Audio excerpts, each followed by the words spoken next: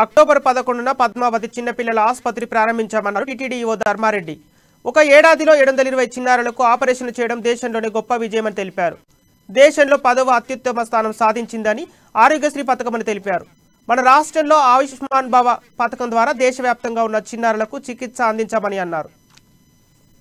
నడిపించడం జరుగుతుంది. So media ద్వారా మీరందరూ మా విన్నపం కరెక్ట్ సమయంలో సరైన సమయంలో హార్ట్ ప్రాబ్లమ్ని చిన్నపిల్లల్లో గుర్తించి వారు కరెక్ట్ సమయంలో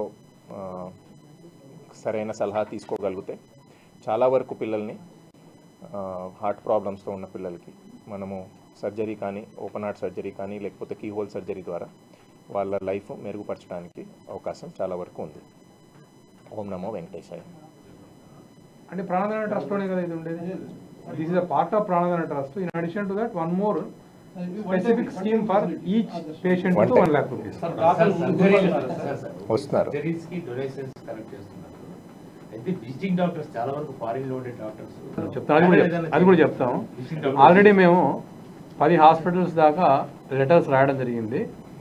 డాక్టర్స్ వాలంటరీగా వచ్చి ఈ పేడియాట్రిక్ కార్డియాలజీకి సంబంధించి ఎక్స్పీరియన్స్ ఉన్న డాక్టర్స్, సర్జరీ చేయగల డాక్టర్స్, అనెస్థీషియా ఇవ్వగల డాక్టర్స్ ఎవరైనా ఉంటే వాలంటరీగా బర్డ్లో ఎలా అయితే ఇప్పుడు మేము రిడ్యూస్ చేస్తున్నామో అలా వచ్చి చేయమని చెప్పేసి అందరికీ లెటర్స్ రాసాము. చాలామంది రెస్పాండ్ అయ్యారు.